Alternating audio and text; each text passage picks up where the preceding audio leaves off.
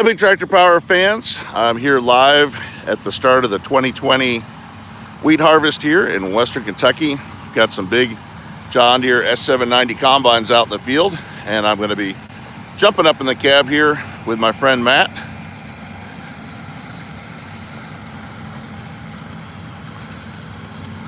This is my friend Tatum coming up on this S790.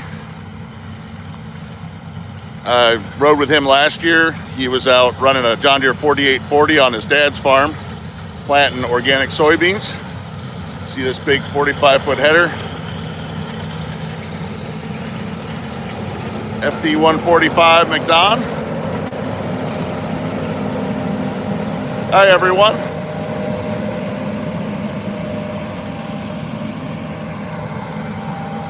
So we've got 4 S790s working in this field, and then 3 more down the road. We've got 2 9420R 4-wheel drives on Kinsey 1150 carts. And my friend Matt's coming up here.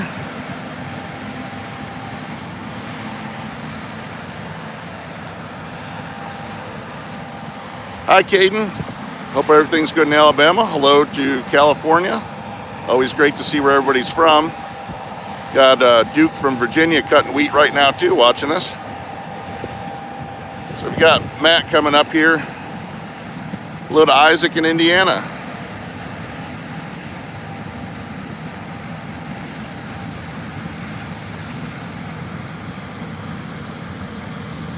Hi everybody, got a bunch of people coming in. Hello to Kansas, bonjour. So I guess someone in France or Quebec. Arizona, hello to Illinois. So here comes Matt. He's got a big 45-foot header going as well.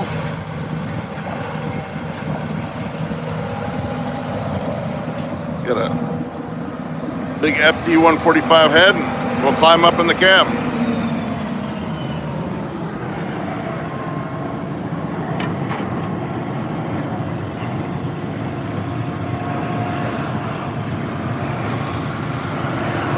So we got a model year 2020 S790 and a bunch of them cutting wheat out here. Let's climb in. Hey, Matt. Hey.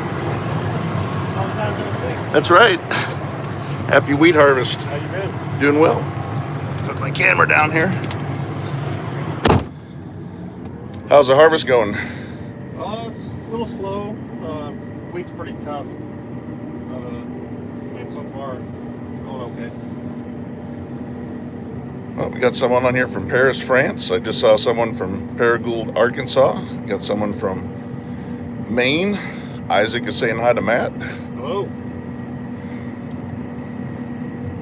Hello to Ontario, Canada. So we'll see Matt turn the header on here. And hello to Ireland and Norway, North Alabama. Got Tennessee Farm Boy on here. So you guys just opened this section up, but we've already got a big swath going. Yeah. We're running 4 in this field. Down the road we got 3. Hello to England and California, Chile. I was just riding with Gil over here, talking to him about what it's like to run a grain cart. Keeping up with you guys. Yeah, we keep them busy. Hello to Ohio and Germany. We just had someone say that they were from Indiana and New York and Pennsylvania. Someone from Croatia. All over the world, huh? Yeah.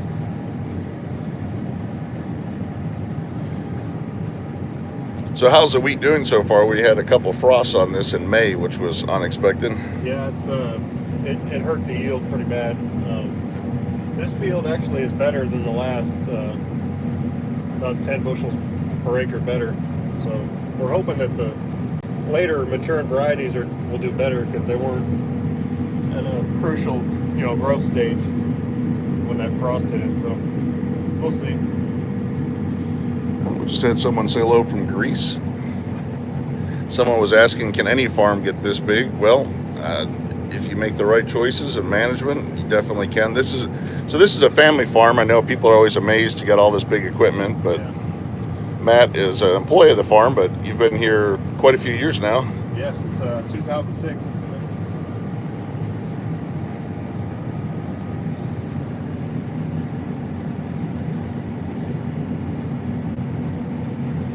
We got Randy asking, how do you like John Deere versus Case? I've got to say that, you know, they're all pretty good, you know. So here comes Gil. We got two 9420Rs out here keeping the combines going. Always neat when they're dumping out together. And here comes Matt. He's got a 28.5 foot unloading auger here. And he's about to pour 3.8 bushels per second out this auger. Cool crisscross shot here of the two mirroring each other.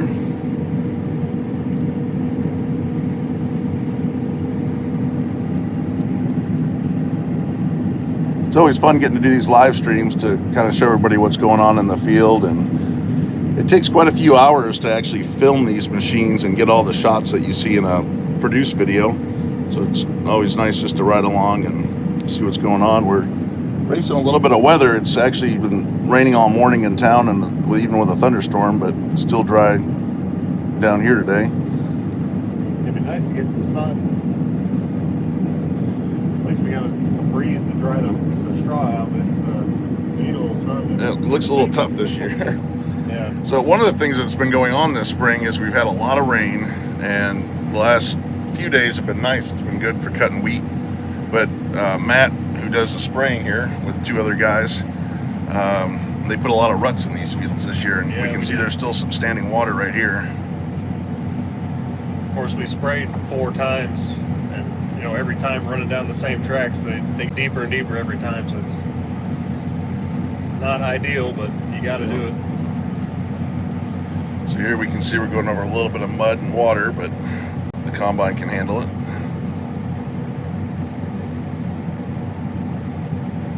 Got Wayne Crocker from Paragould, Arkansas in here saying hello. Got about 335 people watching. So what size is this field? This one's about 180 acres. I'd say we're about half done with it. Yeah, you can see right here on the map if you want to check this out. Okay. I filmed in this field right after you guys are done. They'll be putting in a second crop of soybeans here. Yep. And if people look over there in the distance, I don't know if I can zoom in, you can see there's a barn and a silo. That's a big Case IH farm that I film at. And they were seeding beans over here, and Billy was seeding beans here.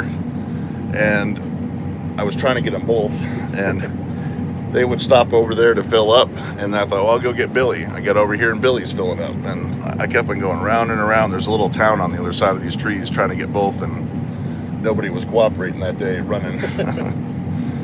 Because it's hard to film all this stuff to get enough hours in, and you want to maximize your time. Hello from Poland.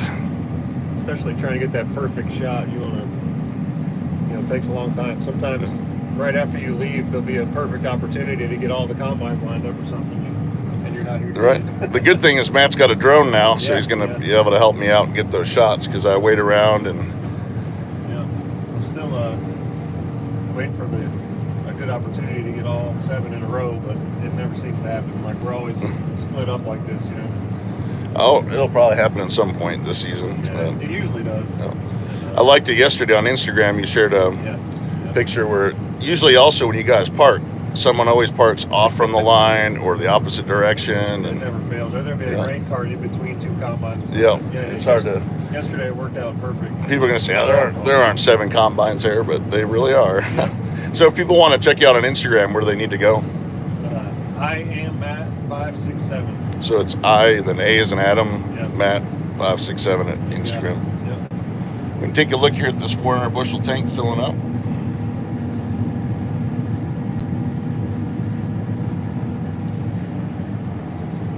So this is a new 2020 model? Yep, it is. Any difference between the 19 or? The only difference I've seen so far is the unloading auger is taller.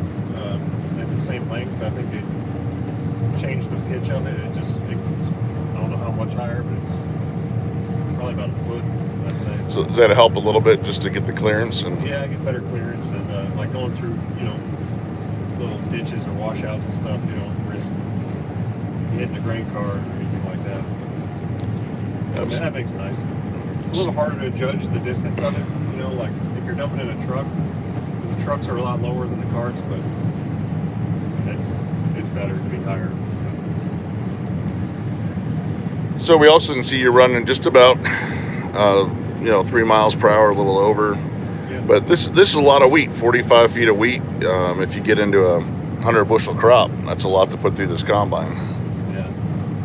Usually we can tell how good our wheat's going to do based on whether it's standing up or laying down. If it falls over, you can usually tell it's got big heavy heads on it and it's going to make 100 bushels. But just right now we're only making about 65. It's standing up nice, but it still cuts tough. Like it might as well be on the ground, I mean, for me, when I'm filming, it looks pretty. It makes the combine look good, makes a nice video. But last year, we had a tornado come through and it made a mess of the wheat, but it was making over 100, 110 bushels. So it's seems whether one way or another, it just makes it hard to cut. Yeah. So this wheat right here is yielding about 65 bushels an acre because it got frosted on twice in May. Wheat heads out here right at the end of April, and unfortunately this year it was cool. We never have frost in May. Usually it's 90 degrees, and the whole month of May was cool and rainy and a couple of freezes. I got a science lesson yesterday on why the straw is so tough and the wheat, the grain is actually dry. It's because when the plant froze in the frost, the cell walls in the plant, bust, and then that doesn't allow the natural flow of moisture to exit the plant. So it takes it twice as long for the actual plant to dry down. That's why it's so tough. Yeah, it definitely puts all 543 horsepower to work now in this combine. It does. There's a horsepower gauge over here, and it stays up towards the yellow mark right there, pretty much all day. So I mean, that's another question. People say, "Oh, you don't need all that horsepower. You don't need that combine," and it's definitely doing what it's supposed to. We can get a look over here, the Kinsey dumping out, and you can see him going over a drain here. It's quite a little bit of a hill. It's nice to have those four-wheel drives for that kind of work. See that Kinsey track right over the hump there.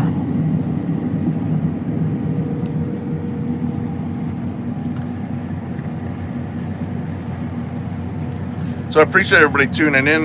We've got about 436 people on here. If people want to ask some questions, I'll try to see what's coming through, and we can talk to Matt. I know I saw a question before about they're asking what you think about the new X9 combine. It's Happy Flag Day. It's June 14th, Sunday morning, going into the afternoon, and I believe at 8:30 in the morning tomorrow, John Deere is going to publicly announce on their website the X9, so we'll learn a little more about what the model numbers of the X9 are and its capacity and capability. Definitely hoping to see an X9 maybe during the wheat season. I'm working on that, tracking one down, and we'll see what happens. And I'm sure, Matt, you probably wouldn't mind trying one of those out if one showed up here maybe. I'd be more than happy to try one. Yeah. So we'll see what happens. You guys are third day of wheat right now? Yep, third day. We're right at the 2,000 acre mark right now, I think. Maybe a little less. So you got 11,000 acres of wheat to cut. And I also saw someone ask earlier, do all farms in Kentucky plant soybeans after wheat? Here in Western Kentucky, yes. If you get in Northwest Kentucky or far southwestern Kentucky, that's river bottom ground, and they can't raise wheat because the river sits out on that ground. So they're just straight corn soybean rotations. But if you're right here, we're right on about an hour north of Nashville, you're going to see wheat because why wouldn't you get if you got 1,000 acres, you're going to get 2,000 acres of crops off of one cropping season. So please ask any questions. Always happy to answer them, and it's just neat watching the reel go by and cutting the wheat.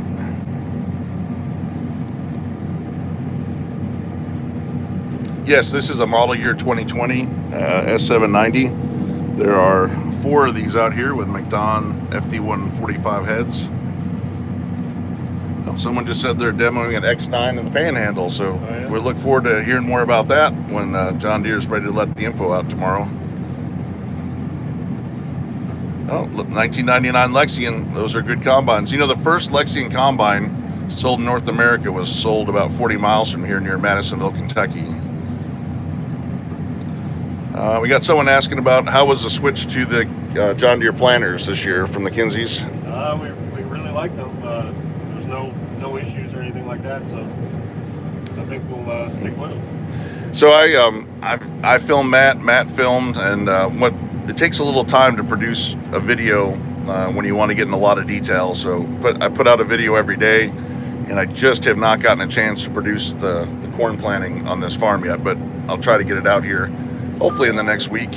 And Matt's been busy. You've done hay, you've been spraying, cutting wheat. Been busy. Building a new bin. Are you involved in that, or? I wasn't. We were getting equipment ready for wheat and stuff. But I think they actually started. They got all the concrete poured and all that stuff. I think they actually started building the bin. So what size bin is that going up? Or? It's a 375,000 bushel. Okay. Bin. So is that the bin system's over 3 million now? Or are we getting closer to 4 million bushel bin system to keep up with these combines? Or? I'd say it's over 4 now with this new one. Because we got 3 bins that size, and the 3 of those combined, that's over $1 million by itself. So. Well, that's a lot of grain. Yeah. But we fill them all up every year, so. We got a question, what's the moisture on this wheat? I'm showing about 17 to 18. Okay.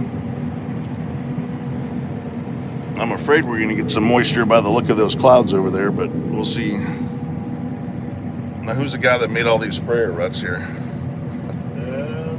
I'm not going to mention any names.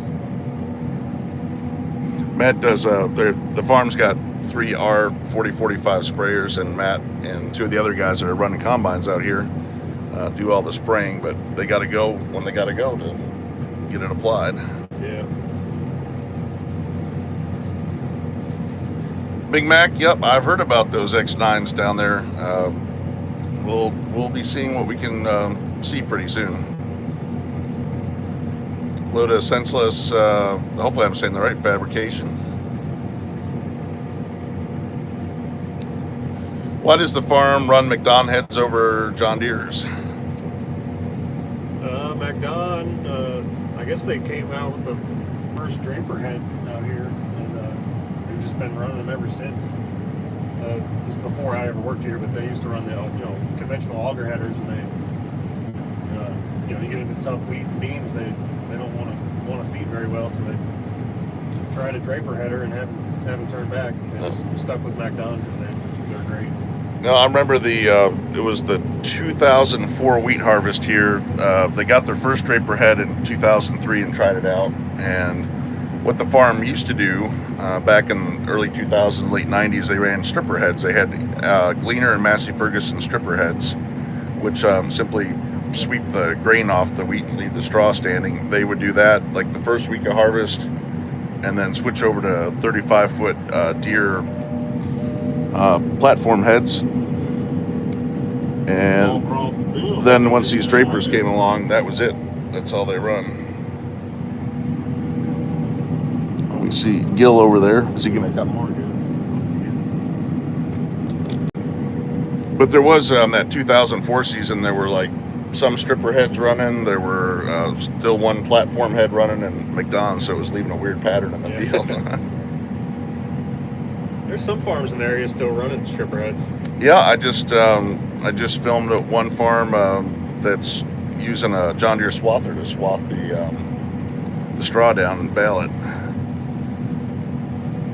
Yes, someone asked, did we have a freeze? Yes, this week got frozen twice, unfortunately. You see Matt dumping out again.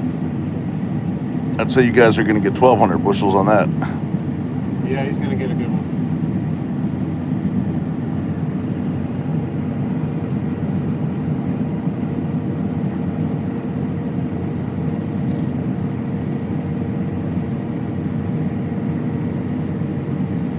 I had a question. Can I explain what a corporation farm is? I honestly, I don't know. I've never been to a corporation farm. Right now the farm I'm filming at here is a family farm. They've been farming since the 1800s, and I've got 3 different generations of people involved from the family working this ground.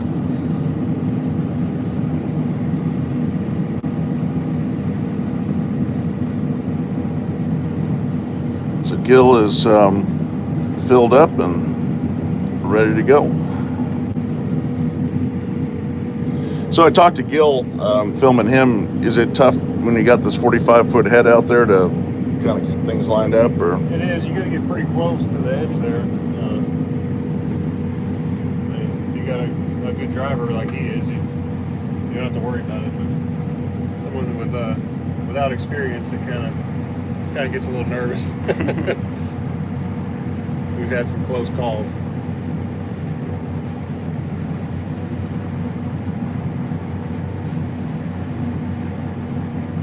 So we're just rolling along here. Please ask any questions. I'm trying to watch them. Are the 9420Rs new? Yes. You guys. We planted corn with them, but we put about 100 hours on each one of them, and now they're on the grain cart. So one of the things, this farm switches equipment every year, and the reason is because the 9420Rs here are going to have 1,000 hours or close to it at the end of the season. Yeah, the 94s, they put on more hours than any other combiners, tractors, sprayer, anything else on the farm. They do a lot of different jobs. So we got someone from Middle Tennessee saying hi. The yield out here on this field is about 65 bushels, which is, normally you want to see 90 to 100. But I also filmed in a field the other evening where they were hitting like 110 bushels. So it depends on your variety and where the frost got it this year. So we got iHawk 36 asking about the switch from John Deere planters to Kinsey. Why the change? I know that this farm had one of the original 24-row Kinseys that's still out behind the shop. So probably at least 40 years with Kinsey. We had problems with their 4900 planters when they first came out, and they just, it's all about being able to trade it. After a few years, and John Deere had a better deal, and they're a good planter, and the Kinseys were good planters too. So not really saying they're bad, but it's just a business decision. That's pretty much it. They're both great planters. I know I've talked to you about it, that there's some things on the Kinsey that on the wheel setup and stuff that's better. Some stuff on the Deere, they're all built to do a good job. That's right. So please keep on asking questions. I just try to see them as they come by.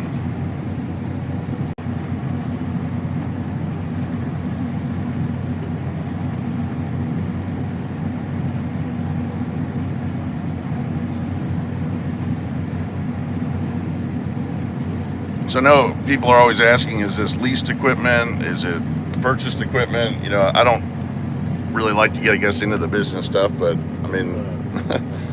it's all owned. I think actually 2 of the sprayers are leased, but everything else is owned by 2 brothers. So. Yeah, it's but there's a lot of people, family members that are involved here, getting everything done, and it's just a successful family farm. They've been doing it a long time, many generations, and constantly growing too. And the boss's motto is, if you're not growing, you're dying. So he's constantly getting bigger and more up-to-date stuff, and it's just really impressive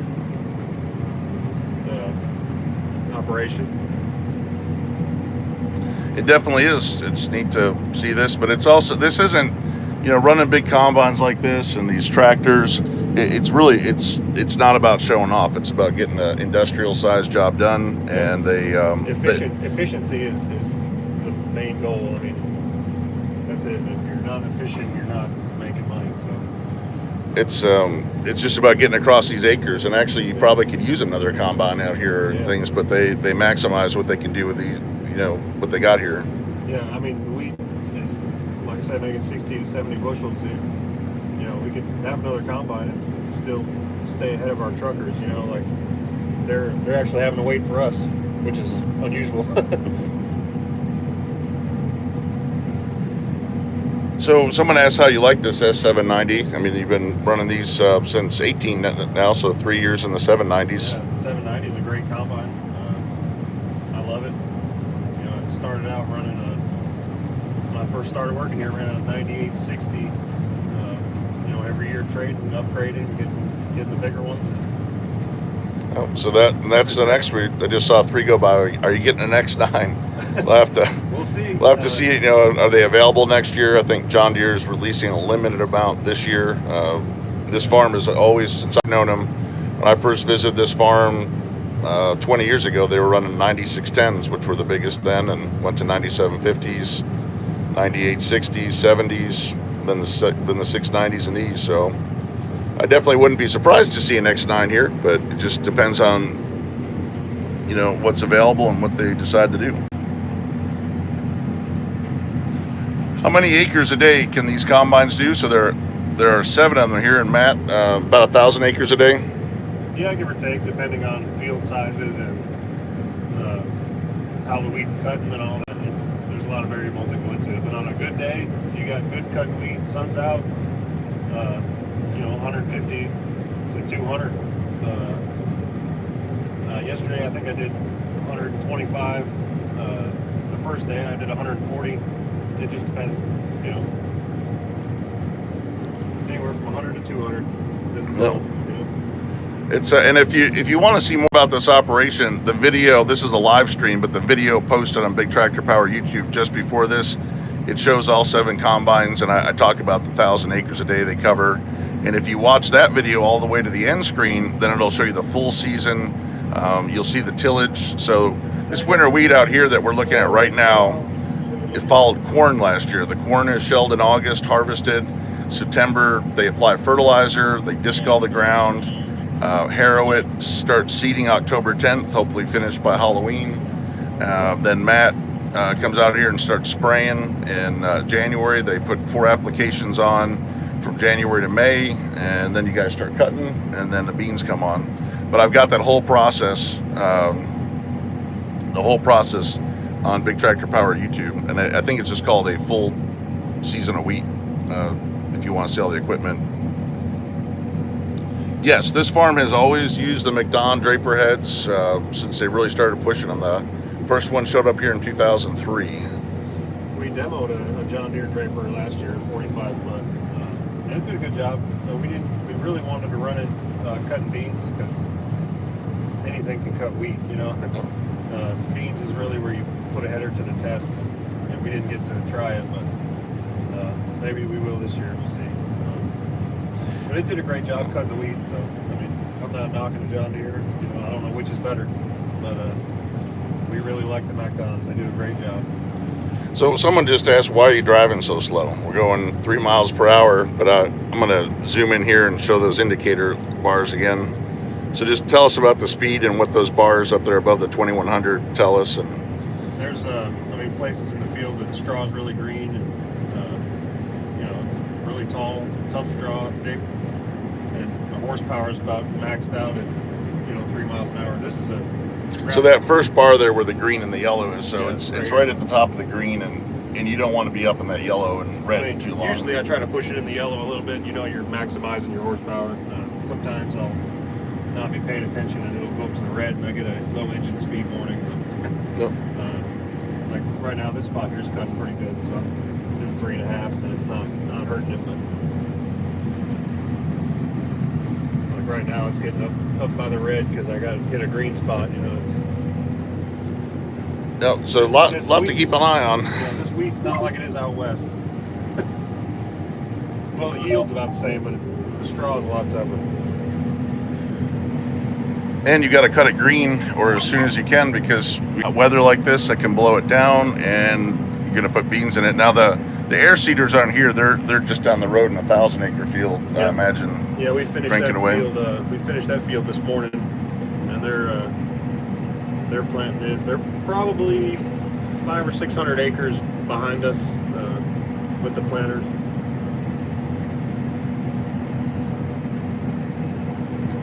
just had someone say hi to you from California. Hello. I've been to California once. Yeah, just featured Matt Sliger from California, who's has rice farming TV. That was pretty neat. He showed us how they plant rice on his farm and out in California, and look forward to following up with a harvest video of rice. That's a really tough crop. Yeah. Well, you can see on our draper belts. I'll shut it off so you can see it. They're wet. They're wet from the straw. You know. Yep. Like, that's why we're going so slow. This stuff's pretty wet.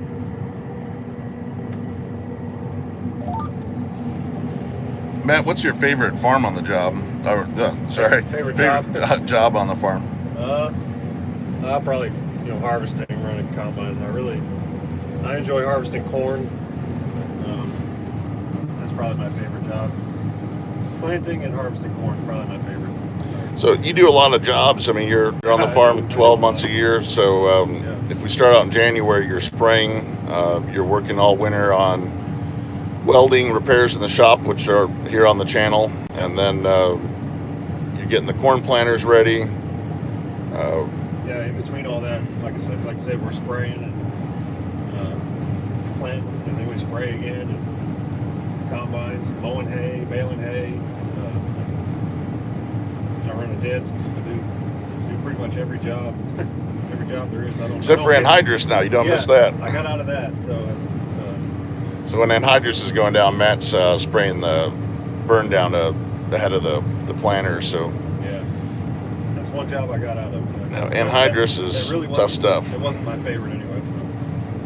So someone asked me, would I like to be a farmer? Absolutely, but unfortunately, it's not just a career that you can pick up, because you have to be able to purchase your land, the equipment, the fertilizer. You need to know what you're doing as far as raising the crops, and it's I would love that opportunity, but I do enjoy getting close to it by sharing these videos with everyone here.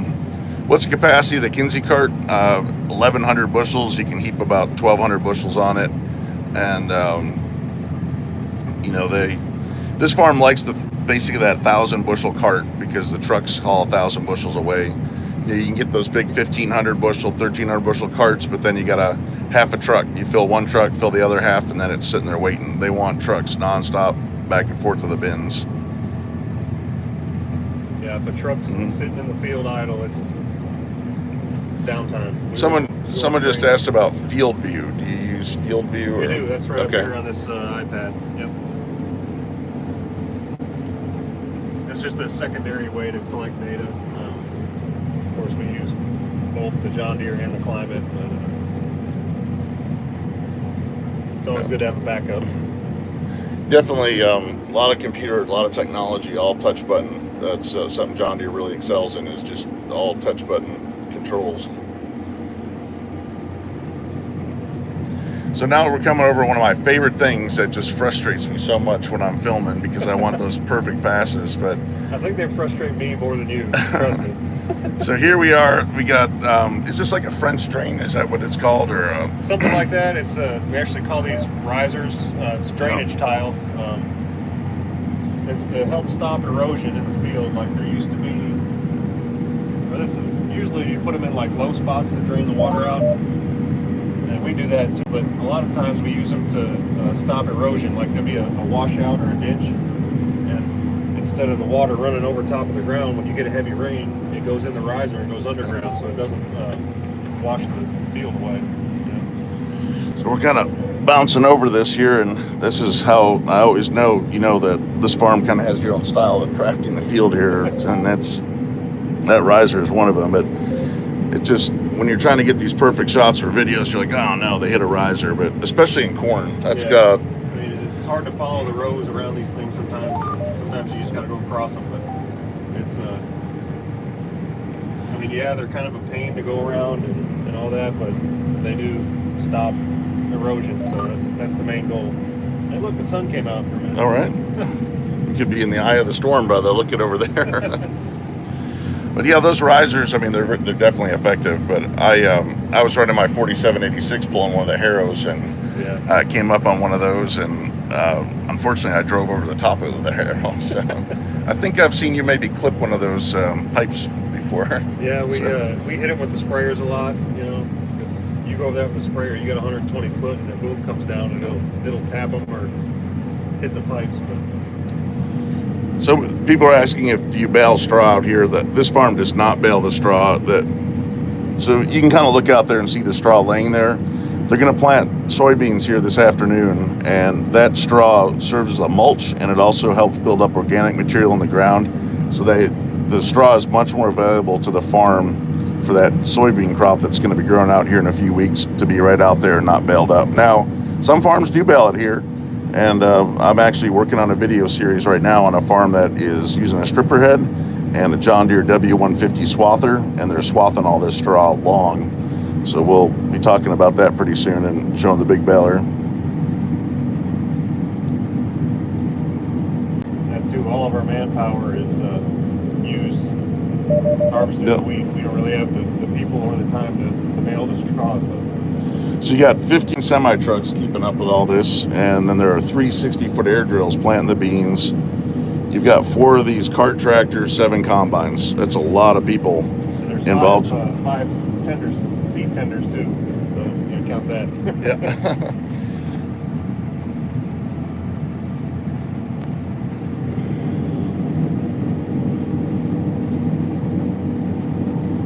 Now, one of the brothers, he's usually driving the seed tenders and making sure everything's where it needs to be, and the other brother that owns this farm is out there seeding. Taking care of logistics. Yeah. There's a lot of logistics to take care of here. Everything from making sure that crops are going where they are, the seeds coming in, and making sure everybody gets fed. That's how many people? That's a lot of people to get fed every day. I haven't counted, but yeah, there's a lot of people out here. He brings lunch and dinner every day to us. Yeah. It's awesome. It's about time for him to be showing up here. It's quite the. I've ridden with the farmer, and it's quite the ordeal to go to Subway or Wendy's or McDonald's or wherever he gets the food from and say, hey, we need about 30 lunches here. But that is a nice thing. The farm, gives you lunch and dinner every day. You don't have to worry about that. Yeah, it's great. Yeah, they really they take care of us out here. It's good. Who coordinates the different jobs? You guys, you pretty much know.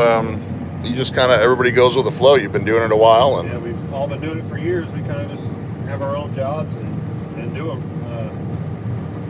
Sometimes we'll switch up some stuff, but most of the time everyone does the same thing.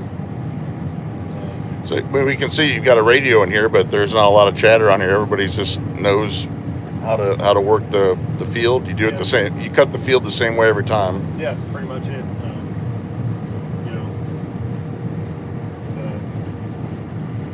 Like I said, I've been doing it for years, so it's second nature.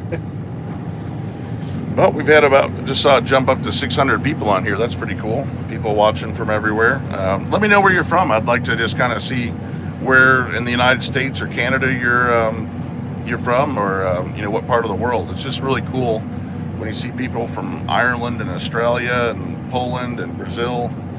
It's great to know how many people like farm equipment. You got Holland, Portugal.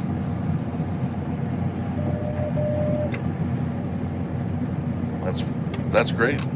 We've got Louisiana, East Scotland, Spokane, Washington, South Africa, Northeast Missouri. That's very cool. Germany, West Virginia, Israel, Poland, Hillsborough, Ohio, Netherlands, Denmark, Germany. Got one person from Christian County, Kentucky. That's all right. Hey, I know where that is. Yeah, I think it was James Morris. Is he out here in the field today, or? I don't know a James Morris. All right. I do now. Yeah. We got United Kingdom, Texas, Spain, Charlotte, North Carolina. We got India, Indiana, Maryland, United Kingdom again, Netherlands, Evansville, Indiana, just about 90 miles from here. I've got a good friend that farms in Evansville. A lot of big Steigers up there. Italy, Brazil, Romania, South Carolina, Bowling Green, Ohio. We're just an hour from Bowling Green, Kentucky here, where they make Corvettes. Tennessee, Fort Wayne. Thomas is at Fort Wayne, Indiana. It's where the International Harvester made its trucks for many years. Got France and Ireland. Several people from Ireland and Denmark. You know, it's interesting. I can see where people are watching from, and our the top 4 countries that watch Big Tractor Power: United States, Canada, United Kingdom, and India. India is our 4th largest country, so it's pretty neat to have people from India watching. And then it's Germany and France are also big countries watching. You got Kansas, Indiana,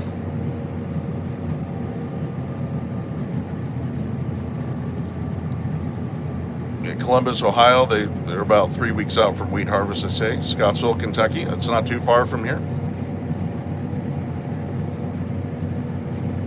Las Vegas, Nevada.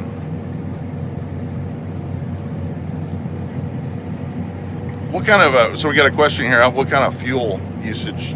Basically fill these up once a day, and I burn a tank a day. Yep. Yeah.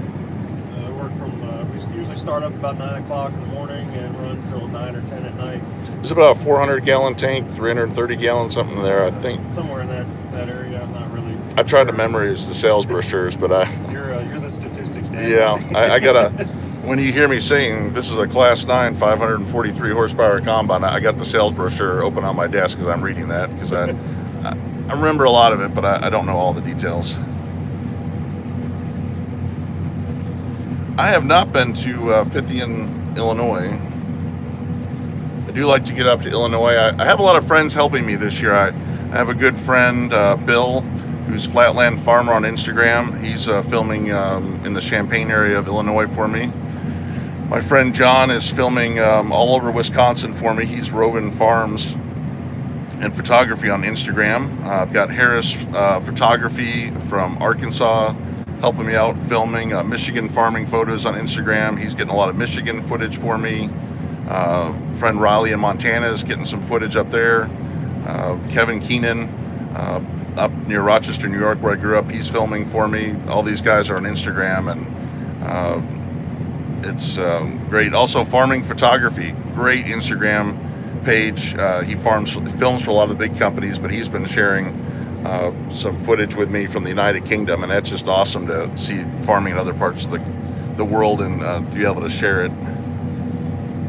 So just always looking for stuff. I love getting to show this big new equipment, but I like finding the classics. Anything from the 60s, 70s, 80s, 90s. You find a good machine, combine, or tractor from that time period. It's just great to be able to feature it, kind of preserve what they look like and what they can do.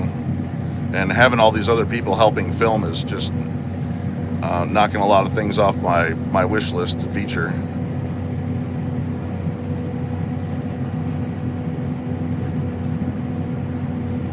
Well, I get someone looked it up. It's 330 gallons, so I didn't remember it right. A load of turkey. I got someone watching from Turkey here. What size is this header? It's 45 feet wide. That's a lot of wheat going in there.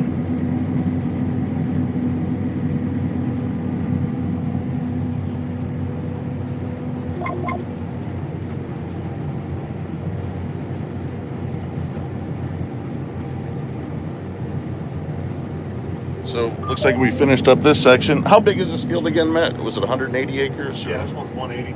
Okay. See here, we knocked off that.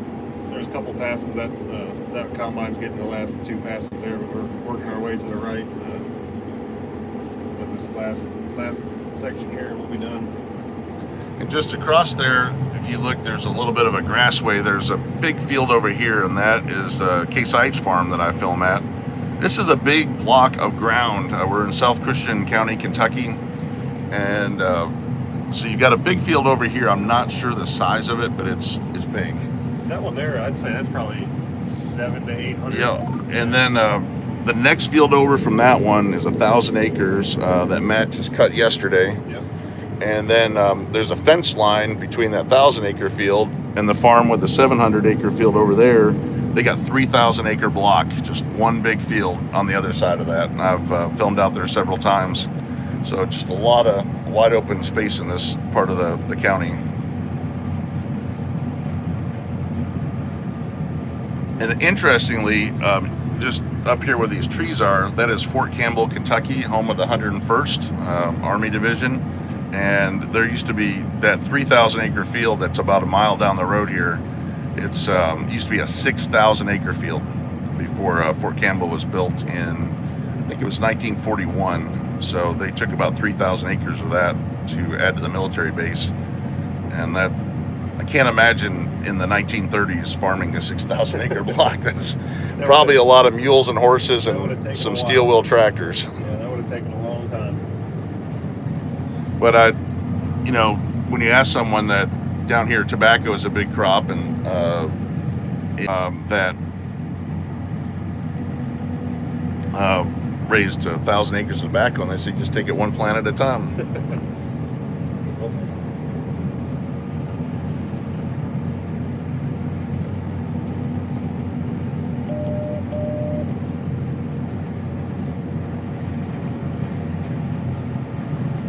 How many seasons will this combine be used for? This combine will do 1 year on the farm, and then they'll be on to the 2021 models, because there's 11,000 acres of wheat, which they're working and cutting right now. This ground becomes 11,000 acres of a second crop of soybeans, and then there's 11,000 acres of corn. So is it like about 700 hours that goes on the combine, or is that? 700 to 800, somewhere in that ballpark. And then usually we lease 2 back to cut wheat, so we got an extra 2 combines to cut wheat with, because we're trying to get it off the ground, you know, as fast as possible, so they can get the beans planted, you know, before July. You usually want to get the beans planted before July, try to get the wheat off as soon as you can. Well, I'm getting a message that everybody is getting a black screen. Unfortunately, I forgot to put do not disturb on my phone. I got a phone call and it interrupted it. So we will cut it off there. Thank you for watching, and we will have a lot of videos from Matt and the wheat harvest. And again, I'm sorry that the screen got cut out there from the phone call. But take care, and we'll be back on Big Tractor Power YouTube with a lot of videos from the harvest.